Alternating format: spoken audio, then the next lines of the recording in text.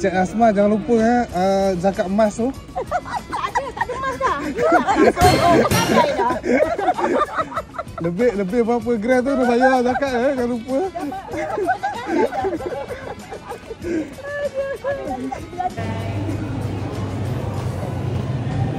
Ada satu anak Ustazah Jamila tu. Aha.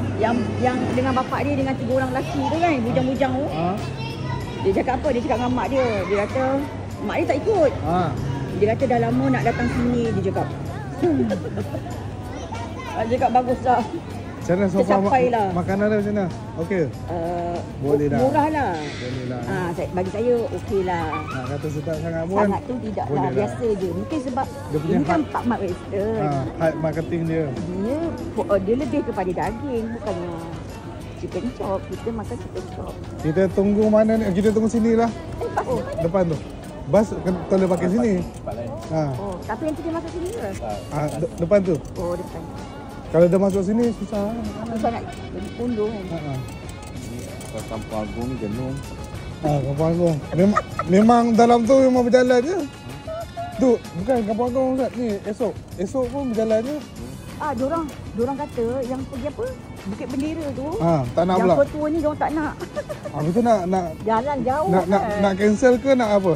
Kena tanya dululah sebabnya ada juga yang nak naik, ada yang tak nak. Boleh lah. Kita tengok majoriti lah, kita tengok majoriti. Diorang kata tiket satu mahal. Kita tengok majoriti. Kesian pula kan? Ya, sebabnya ada yang muda-muda tu saya tak kisah. Sebab kalau yang separuh naik separuh tak, susah kan nak tu. Itu cakap yang tua-tua ni memang tak nak, tak larat.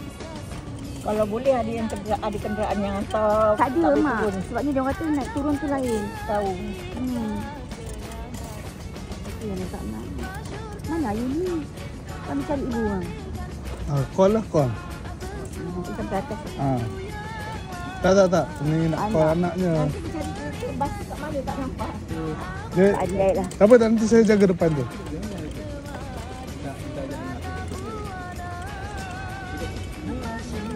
Cik nama apa cik? Asma. Cik Asma jangan lupa zakat emas tu. Tak ada emas dah. Kadai dah. Lebih berapa gram tu dah bayar zakat jangan lupa.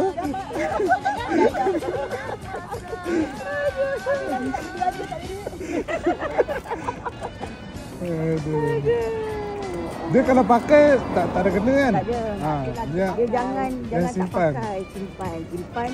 Lebih 10. Ada dia punya gram-gram dia kena. Lebih dah sekejap je. Lebih dah 1 kg. Kenapa kau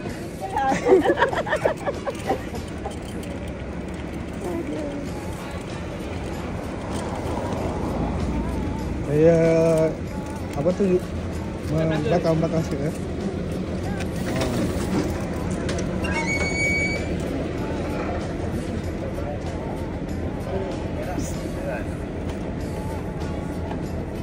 Itu cara dia. Ini guna tongkat dia. Saya tambah tadi 2 lagi tu kalau ni tolak macam salji tu cepat sikit jalan. Kalau tak pakai auto kan. Merah masuk paket. Ya.